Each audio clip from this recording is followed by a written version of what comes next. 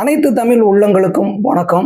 இந்த திருட்டு திராவிட கும்பல் அனைத்து துறைகளிலும் ஊழல் பண்ணுவது நமக்கு தெரிஞ்ச விஷயம், வெட்ட வெளிச்சமான ஒரு விஷயம். ஆனால் சினிமா துறையில் ரெட் ஜெயின் மூவிஸ் அப்படின்னு சொல்லி சினிமா துறையும் ஆக்கிரமித்து சினிமாக்குள்ள பார்த்தீங்கன்னா பாமர மக்கள்லாம், அதாவது பாரதி ராஜா பாக்கியராஜ் இருந்த காலகட்டத்திலலாம் பார்த்தீங்கன்னா பாமர மக்கள்லாம் சினிமா துறையில சாதிக்குன்னு சொல்லிட்டு வருவாங்க. ஆனால் இப்போலாம் நீங்க உள்ள வரவே முடியாது, அப்படின்னா உள்ள விடவே மாட்டாங்க. இவங்க டோட்டலா ஆக்கிரமிச்சிட்டாங்க. அதுல நடிகர் நடிகைகளுக்கும் பெரிய பிரச்சனையா இருந்தது.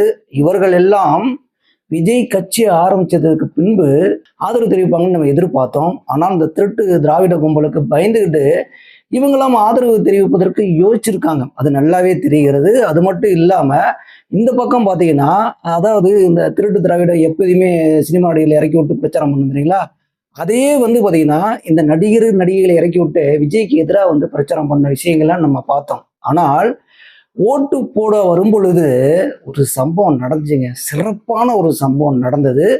அந்த சம்பவத்தை பார்க்கும்போது பெருத்த மகிழ்ச்சியா இருக்கிறது. ஏனென்றால் எதுவுமே சொல்லாமல் சைலண்டாக விஜய் அணிந்திருப்பார் தெரியுங்களா. அதாவது அவர் என்னைக்கு விஜய் கட்சி ஆரம்பிச்சாரோ அன்னைக்கு பார்த்தீங்கன்னா ஒயிட் ட்ரெஸ்ஸும் காக்கி பேண்ட்டும் போட ஆரம்பிச்சாரு. அது தொடர்ந்து தேர்தல் அன்னைக்கு ஓட்டு போட வர வரைக்கும் அன்னைக்கு வரைக்குமே பார்த்தீங்கன்னா அதை கடைபிடிச்சிட்டு வந்தார். இதற்கு பின்னாடியும் ஏதோ ஒரு காரணம் இருந்துதான் அவர் இந்த யூனிஃபார்ம் அணிஞ்சிருப்பார்னு நான் நினைக்கிறேன். ஏன்னு கேட்டீங்கன்னா, ஓட்டு போட வரும்பொழுது முக்கியமான நடிகர்கள் எல்லாமே இந்த காக்கி பேண்ட்டும் ஒயிட் சட்டையும் போட்டு ஓட்டு போட்டு பார்த்தீங்கன்னா இந்த திமுகவுக்கு திருட்டு திராவிடத்திற்கு சூப்பரபா ஒரு எதிர்ப்பை தெரிவிச்சிருக்காங்க. இதுல முக்கியமா சிம்பிளா பட்டை கிளப்பிட்டாருன்னே சொல்லலாம். அதுக்கப்புறம் விக்ரம்லாம் அப்படியே ஆட்டிடியூடே பார்த்தீங்கன்னா எல்லாரும் வரும்போது விஜய் மாதிரியே இருந்தாங்க. அதுக்கப்புறம் இந்த பக்கம் ஜெய், ரஞ்சித் அவர்கள், இந்த பக்கம் பார்த்தீங்கன்னா விஜயகுமார், அவர் மனசெல்லாம் ஆழமா எவ்வளவு தூரம் பதிஞ்சிருக்குன்னு பாருங்களேன். இவங்கெல்லாம் பார்த்தீங்கன்னா விஜய் நடை உடை பாவனையுடன் நீங்க டிஎன் 2026 ஒரு படத்தை எடுத்து பார்த்தீங்கன்னா நட்டி விஜய் மாதிரி ஆட்டிடியூட்லாம் பண்ண வச்சு நீங்க என்னென்னமோ பண்ணீங்கல்ல, இதுக்கெல்லாம் முயற்சியை ஏற்படுத்தி விஜய் எப்படியாவது காலி பண்ண முயற்சி பண்ணீங்கல்ல. ஆனா அந்த படம் வந்ததும் தெரியாது, போனதும் தெரியாது. ஆனால் இங்க திரைத்துறையை சார்ந்தவர்கள்லாம் பார்த்தீங்கன்னா நம்ம சொன்ன மாதிரி முக்கியமான நடிகர் நடிகைகள்லாம் விஜய் போலவே நடை உடை பாவனையும் அதே யூனிஃபார்ம் போட்டு வாக்கு செலுத்தி விட்டு போன விஷயங்கள் ஒட்டு மொத்த தமிழ்நாட்டையும் பார்த்தீங்கன்னா பரபரப்பு உள்ளாக்கி இருக்கிறது. இதை எந்த ஊடகங்களுமே வெளியிடலை. பார்த்தீங்கன்னா வந்ததும் தெரியல, போனதும் தெரியல.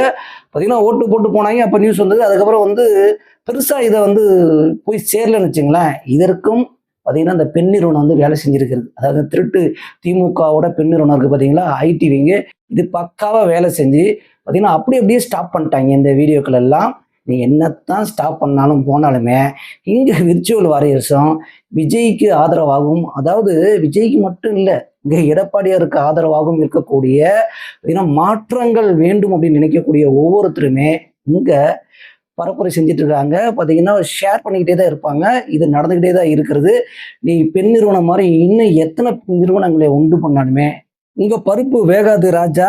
இதுல ஒரே ஒரு விஷயம் மட்டும் தான் நமக்கு உறுத்தலாவே இருந்தது. சிபிராஜ் அவர்களும் பார்த்தீங்கன்னா விஜய் ஸ்டேட்லயே காக்கி பேண்ட்டும் ஒயிட் ஷர்ட்டோட வந்திருந்தாரு. இதுல நம்ம இதுக்கு முன்னாடி, அதாவது எலெக்ஷனுக்கு முன்னாடி ஒரு 10 நாள்ல இருந்தே பார்த்துட்டு வரோம். இந்த சத்யராஜ் பார்த்தீங்கன்னா டிஎம்கேக்கு சப்போர்ட், சிபிராஜ் மட்டும் விஜய்க்கு சப்போர்ட். அப்படிங்கும்போது இதுல சத்யராஜும் உடன்பட்டு தான் டிஎம்கேக்கு சப்போர்ட் பண்றாரா, இல்ல பெரியாரை நம்ம ஏத்துக்கிட்டோம் அதனால நம்ம சப்போர்ட் பண்ணி தான் ஆகணும் கட்டாயத்துல பண்றாரான்னு தெரியலங்க. ஆனால் சிபிராஜ் விஜய்க்கு ஒட்டுமொத்த சப்போர்ட்டையும் தெரிவிச்சிருக்கிறாரு. இதையும் நம்ம வரவேற்கத்தக்க விஷயமா தான் பார்க்க வேண்டி இருக்கிறது. ஏன்னா அப்பா அம்மாவுக்குள்ள பல முரண்பாடு இருக்கலாம், ஆனால் தனிப்பட்ட கருத்தை நீ வெளிப்படுத்து அப்படின்னு சொல்லி சத்யராஜ் அவர்கள் ஓப்பனா சொல்லியிருக்காரு நினைக்கிறேன். ஆனா அவரோட மகளை மட்டும் விடவே மாட்டேங்கிறாரு. பார்த்தீங்கன்னா டிஎம்கே சப்போர்ட் பண்றதுக்காக தாரவத்தை கொடுத்த மாதிரி பேச விட்டு வேடிக்கை பார்க்குறாருங்க. அதுதான் நம்மளால பொறுத்துக்க முடியல. ஒரு நியாய தர்மத்தோட பேசினா பிரச்சனை கிடையாது. விஜய் அவர்கள் பார்த்தீங்கன்னா ஆட்சிக்கு என்னத்தை செய்ய போறாரு, புதுசா வந்திருக்கு என்ன தெரியும், மக்களுக்கு என்ன செஞ்சாரு, அவரு பார்த்தீங்கன்னா எதுவுமே தெரியாம ஆட்சி பண்ண முடியாது. இந்த விர்ச்சுவல் வாரிசு எல்லாம் பார்த்தீங்கன்னா அவங்க பேசுற விஷயங்கள் எல்லாமே முட்டாள்தனமா இருக்கிறது.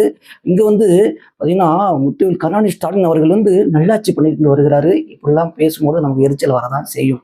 இதை தொடர்ந்துகிட்டே இருக்காங்க.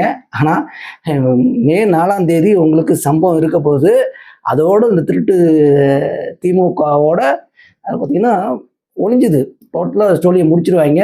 இது நம்ம பார்க்க போகிறோம், நிறைய விஷயங்களை அதை பற்றி பேச போகிறோம். அடுத்ததாக வந்து பார்த்தீங்கன்னா நம்ம அண்ணன் சிவகுமார் அண்ணன் இருக்கார் பார்த்தீங்களா, இவர் வந்து பார்த்தீங்கன்னா அடிக்கடி இந்த திருட்டு திமுகவுக்கு சப்போர்ட் பண்ணிட்டே இருப்பாருங்க. நிறைய வீடியோவில் நம்ம பார்த்துருக்குறோம். இதில் வந்து கார்த்தி அவர்கள்லாம் வந்து விஜய்க்கு நேரடியாகவே சப்போர்ட் பண்ணியிருந்தாரு. ஆனால் சிவகுமார் மட்டும் கொஞ்சம் முரண்பாடாகவே தெரிஞ்சது. ஆனால் இதில் முரட்டு சம்பவம் பண்ண மாதிரி ஓட்டு போட்டு வந்த உடனே ரொம்ப கோபமாகவே சொன்னாருங்க. அது என்னன்னு பார்த்தீங்கன்னா, குடும்பத்தோட கொள்ளையடிக்கும் பார்த்தீங்கன்னா ஆட்சி வேண்டாம், அதாவது முக்கியமாக வந்து பார்த்தீங்கன்னா இந்த ஒயின் ஷாப்பை மூடணும், இதை குடிக்க வச்சு மக்களை முட்டாளாக்கி மழுங்கடிக்கிறாங்க, இதை கண்டிப்பாக மூடணும் அப்படின்னு சொல்லி குரல் கொடுத்தாரு பார்த்தீங்களா. குரல் கொடுத்ததுக்கு அப்புறமே உடனே என்ன நடந்துச்சுன்னா, இங்கே போயிடுச்சு. அதான் ஐடிவி தான் ஃபாலோ பண்ணிருக்காங்களே, பெண் நிறுவனம் வந்து ஃபாலோ பண்ணிருக்காங்க. இதில் திமுக சார்பை வந்து சிவகுமாருக்கு உடனே ஃபோன் பண்ணி பேசியிருக்காங்க, ஏன் இப்படி சொன்னீங்க அப்படின்னு சொல்லி. உடனே என்ன பண்ணியிருக்காங்க, அந்த வீடியோ அப்படியே ரிமூவ்டு. பார்த்தீங்கன்னா அன்னைக்கு ஒரு 2-3 நேரத்துக்கு அப்புறமே அந்த வீடியோ எங்கேயுமே போகலை. ஆனால் நாங்கள் பிடிச்சிட்டோம்ப்பா, அந்த வீடியோ நாங்கள் வச்சிருக்கிறோம், நாங்கள் வேணால் போடுறோம், அந்த வீடியோ கூட நீங்கள் பாருங்கள். டாஸ்மாக் கடைகளை உடனே மூடணும், குடிமக்களை குடிகார மக்களாக்குறது போதும். எல்லாரும் இந்த வீடியோவை பார்த்துருப்பீங்க, எப்படி இருந்தது பார்த்தீங்கன்னா. அன்னை சிவகுமாரனே முரட்டுச்சமாக பண்ணிட்டாரு. இந்த பக்கம் தலை அஜித்குமார் அவர்கள், அதாவது அவர் எப்பயுமே வந்து ரொம்ப சின்சியரானவர்னு எல்லாத்துக்குமே தெரியும். தலை வந்து 7 மணிக்கு முன்னாடியே போய் ஆர்எம்கெல்லாம் நின்றுட்டாரு. பார்த்தீங்கன்னா முதல் வாக்கா வந்து செலுத்திட்டு வந்துட்டாருன்னு வச்சுங்க. அவர் தொகுதியில் வந்தார்ல, வந்ததுக்கு அப்புறம் ஒரு அரை மணி நேரம் வந்து 1 மணி நேரம் தான், 1 மணி நேரத்துக்குள்ள தான் அங்கே இருக்கும். உடனே என்ன பண்ணிட்டாங்க பார்த்தீங்கன்னா, மாற்றம் தேவையில்லை அப்படின்னு அஜித்குமார் சொல்லிட்டார் அப்படின்னு சொல்லிட்டு போய் முத்துவேல் கருணாநிதி ஸ்டாலின்கிட்ட போய் 9 மணிக்கு அவர் வாக்கு செலுத்த வரும்போது கேட்டிருக்காங்க. அவர் என்ன பண்ணுறாருன்னா, நல்ல விஷயம் தானே, அவரோட கருத்தை நான் வரவேற்கிறேன்னு சொல்லிவிட்டாங்க. இதை அப்படியே பரப்புரை செய்கிறாங்க. அடுத்த அரை மணி நேரத்தில் அஜித் தரப்பிலிருந்து அவர் மேனேஜர் சுரேஷ் சந்திரா அவர்கள் வந்து, அஜித் அவர்கள் வந்து மாற்றம் தேவையில்லை என்று சொல்லவில்லை, தேவையில்லாத வதந்தி பரப்பினான்னு சொல்லிட்டாங்க. இந்த திருட்டு அதுதான் வச்சுங்களேன், திருட்டு இந்த திராவிடத்தை வந்து நம்ம ஏன் இந்த திருட்டு திராவிடம்னு சொல்கிறோன்றது இப்போ உங்களுக்கு தெரியும் நினைக்கிறேன். எவ்வளோ கேவலமாக வெக்கம் மானம் சூடு சொர்ணம் இல்லாமல் பார்த்தீங்கன்னா பேசாமல் வந்துட்டு அஜித்குமார் அவர்கள் வந்து எதுக்குமே எப்பயுமே அரசியலை பற்றி பேச மாட்டார். அவரை வந்து அரசியலுக்குள்ளே இழுத்து விட்டு எப்படியாவது அஜித் ரசிகர்கள் வந்து பார்த்தீங்கன்னா ஓட்டை வாங்கிடலாம் அப்படின்னு சொல்லிட்டு இல்லை 1 மணி நேரம் அவரோட அந்த ஒரு படத்திலோட காமிப்பாங்க நாடோடிகளில். அப்போ தான் பேசிட்டு போவாங்க, பார்த்தீங்கன்னா போஸ்ட் அடிச்சு விட்டுவாங்க. அந்த மாதிரி கதையை இவங்க வந்து பண்ணிட்டு இந்த வேலைலாம் பண்ணால் மக்கள் நான் அவ்வளோ முட்டாளா? நீங்கள் இன்னும் உங்கள் அப்பா காலத்துலேயே இருக்கீங்க, அதாவது கருணாநிதி காலத்துலேயே இருக்கீங்க. இப்போல்லாம் வந்து நம்ம அடிக்கடி ஒரு விஷயத்த சொல்லுவோம், மூச்சு விட்டா கூட மீடியாவில் வந்துடும் தலைவரே, நீங்கள் மூச்செல்லாம் விட முடியாது. எங்கள் தலை வந்து ஓட்டு போட்டு அவர் சாம போயிட்டாரு, அவரும் வந்து விஜய்க்கு தான் வாக்களித்தார் அப்படின்ற விஷயங்களும் பேசப்படுகிறது. ஏன்னா அங்கே அடிக்கடி அவர் வந்து சினிமாக்குள்ள 1000 பிரச்சனை இருக்குங்க, அங்கே வந்து கருத்து வேறுபாடுகள் இருக்கும். ஆனால் திரைத்துறையை சார்ந்தவர்களை நீங்கள் என்ன பாடுபடுத்திட்டு இருக்கீங்க, என்ன பாடுபடுத்துறீங்க அப்படின்றது எல்லாத்துக்கும் தெரியாமையா போயிடும். இதில் அஜித்தும் வந்து பார்த்தீங்கன்னா அவரோட பார்த்தீங்கன்னா ட்ரெஸ்ஸில் வந்து விஜயோட சிம்பாலிசத்தை ஓரளவு காட்டியிருக்காரு அப்படின்னு நான் சொல்லலாம். இதில் ஒட்டுமொத்த சினிமா நடிகர் நடிகைகளும் பார்த்தீங்கன்னா தேர்தலில் அவங்க வந்து பார்த்தீங்கன்னா விஜய்க்கு தான் வாக்களித்தேன் அப்படின்ற விஷயங்களை அவர்கள் சிம்பாலிசமாக வெளிப்படுத்தி விட்டார்கள். இதில் ஒட்டுமொத்த தமிழ்நாட்டு மக்களின் பார்வைக்கு சென்று விட்டது. விஜய் அவர்களின் வருகை பெரிய மாற்றத்தை ஏற்படுத்தும் அப்படின்றத மட்டும் நேரத்தில் நான் கூறிக்க வந்தேன். இதில் அடுத்ததாக வந்து பார்த்தீங்கன்னா நம்ம அண்ணன் டி ராஜேந்தர் அவர்கள் வந்து வெளுத்து வாங்கிட்டார்கள் அப்படின்னே சொல்லலாம். பார்த்தீங்கன்னா ஒட்டுமொத்த அரசியலையும் 2 நிமிஷத்துல இல்லை 2 செகண்டில் பேசக்கூடியவர் அப்படின்னே நம்ம சொல்லலாம். அந்த அளவுக்கு வந்து பார்த்தீங்கன்னா சிம்பு எந்த அளவுக்கு நாசுக்கா பேசி விஜய் அவர்கள் பாணியில் வந்து பதில் சொல்லிட்டு போனாரோ, அதற்கு பார்த்தீங்கன்னா நம்ம என்னதான் வந்து டிஆர் வந்து படங்கள் வரல அப்படின்னாலுமே அடிக்கடி அவர் ஸ்பீச் கேட்க நமக்கு தோணதான் செய்யுதுங்க. பார்த்தீங்கன்னா விஜய் அவர்களே ஒரு மேடையிலேயே வந்து பார்த்தீங்கன்னா புட்டு வச்சு நிறைய விஷயங்களையும் அரசியல் வருகையையும் ஏற்றுக்கொண்டு நிறைய விஷயங்களை சொன்னார். அவரும் பார்த்தீங்கன்னா விஜய்க்கு ஆதரவாக பார்த்தீங்கன்னா வாக்கு செலுத்தி விட்டு அவரும் பார்த்தீங்கன்னா விஜய் வருகையை எதிர்பார்க்கிறார், இங்கே ஆட்சி மாற்றத்தை மெயினாக எதிர்பார்க்கிறார் அப்படின்ற விஷயங்களை சூப்பராக சொல்லிட்டு போயிட்டாருங்க.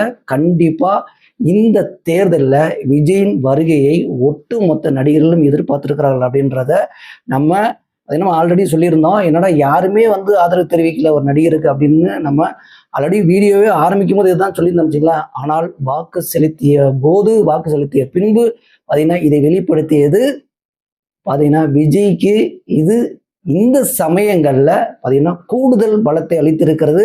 அவர் வாக்கு சதவீதம் உயர்வதற்கும் இது ஏதுவாக இருந்திருக்கிறது அப்படின்றதான் இந்த நேரத்தில் நாம கூறிய விரும்புகிறோம். இதில் நீங்கள் ஒரே விஷயத்தை மட்டும் பாருங்களேன், அவங்களோட உரிமைகளை வெளிப்படுத்தும் தன்மைகளை எந்தெந்த கட்டத்திலேயாவது எப்படியாவது ஒரு கட்டத்தில் நம்ம வெளிப்படுத்தணும்னு சொல்லிட்டு வெளிப்படுத்திருக்காங்க பார்த்தீங்களா? இதுதாங்க ஒரு மாற்றத்தை உருவாக்குறதுக்கு காரணமே.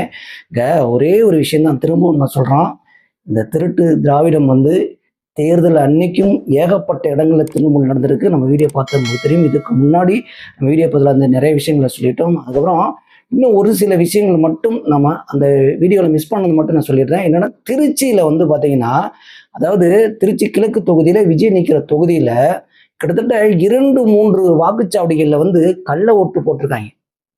இது தொடர்ந்து இருக்கு. எல்லா இடங்கள்லையுமே கள்ள ஓட்டு போட்டிருந்தாங்க திருட்டு திராவிட கும்பல். ஆனால் பார்த்தீங்கன்னா திருச்சி கிழக்குல முக்கியமாக பிரச்சனையே நடந்திருக்குதுங்க. நீங்கள் 9-10 மணிக்கு மேலாம் எப்படி நீங்கள் வாக்கு பெட்டியை எடுத்துட்டு போகவே இல்லை. அங்கேயும் அப்படி இருக்கிறது. இது காவல், அதாவது போலீஸ்கிட்ட போய் புகார் கொடுக்குறாங்க. சார் நீங்கள் எதுவும் பணம் வாங்கிட்டு செயல்படுறீங்களா அப்படின்னு சொல்லிட்டு ஓப்பனாகவே அந்த வீடியோவில் பேசுகிறாங்க. அவர் மேலிடத்துல ஏதோ ஒயர்லெஸில் பேசிட்டே இருக்காரு, ஒன்றும் நடக்கலை. ஆனால் தொடர்ந்து எல்லா இடங்களிலுமே, அதாவது நம்ம ஆல்ரெடி சொல்லியிருக்கிறோம், இந்த சேகர் பாபு, செந்தில் பாலாஜி, KN நேரு, இந்த மாதிரி முக்கியமானவர்கள் எல்லாம் பார்த்தீங்கன்னா பிரச்சனைக்குரியவர்கள் இருக்கும் எல்லா இடங்களிலுமே கள்ள ஓட்டு போடப்பட்டிருக்கிறது. இதுல இன்னொரு விஷயம் என்ன தெரியுங்களா? செந்தில் பாலாஜி தொகுதியில, அதாவது விஜய் அவர்கள் சொன்னது போல கரூர்ல இருந்து துரத்தி அடிக்கப்பட்டு கோவைக்கு போனார் பார்த்தீங்களா? கோவை தொகுதியில போய் ஓட்டே போடலைங்க. இதுக்கு முக்கிய காரணம் என்னன்னா, நான் தான் என் ஓட்டு இல்லப்பா, மற்ற ஓட்டையும் போடுறதுக்கு ஆள் செட் பண்ணிட்டேனே, அப்புறம் நான் போய் ஓட்டு போட்டா என்ன, ஓட்டு போடாட்டி என்ன அப்படின்னு இருந்திருப்பாரு போல தெரிகிறது. ஓட்டு போடவே போகல. இந்த விஷயம் இப்போ கசிஞ்சிருக்குது. எந்த அளவுக்கு இந்த திருட்டு திராவிட மாடல் பார்த்தீங்கன்னா ஆட்சி செஞ்சிருக்கிறது. அடுத்து இவங்களை விட்டா என்ன ஆகுன்றதெல்லாம் நீங்க பார்த்துக்குங்க மக்களே. ஆனால் இதற்கு முரட்டு சம்பவத்தை நீங்களும் செஞ்சிருக்கீங்க. சூப்பரா வாக்களித்து பார்த்தீங்கன்னா இங்க எனக்கு தெரிந்து விஜய்க்கும் ADMKவுக்கும் தான் நிறைய பேர் வாக்களித்திருக்கிறார்கள் அப்படின்ற விஷயங்கள் மட்டும் நமக்கு நன்றாகவே தெரிகிறது. ஏனென்றால் வாக்கு சதவீதம் பார்த்தீங்கன்னா கிட்டத்தட்ட 12-13% இப்போ 2021க்கும் இப்பொழுது இருக்கும் அந்த வாக்கு சதவீதத்தை பார்க்கும் பொழுது உயர்ந்திருப்பது பார்த்தீங்கன்னா விஜயின் வருகைக்கும் ஒரு மாற்றத்தை மக்கள் எதிர்பார்க்கிறார்கள் அப்படின்ற விஷயங்களுமே தெரிகிறது. நீங்கள் பதிவு பண்ண விஷயங்களும் அப்படிதான் இருக்கிறது. கண்டிப்பாக 4ஆம் தேதி இந்த திருட்டு திராவிடத்திற்கு ஒரு முற்றுப்புள்ளி வைக்கப்படும். நீங்க வச்சிட்டீங்க அப்படின்றதை நான் கூற விரும்புகிறேன். இந்த மாதிரி தமிழ்நாடு உலகத்தில் நடக்கும் அனைத்து விஷயங்களும் தொடர்ந்து அலசுவோம், தொடர்ந்து பேசுவோம். தொடர்ந்து தமிழ் தேசிய உறவினர்கள், தமிழ் தேசிய குரல் மகேஷின் அன்பு வணக்கம்.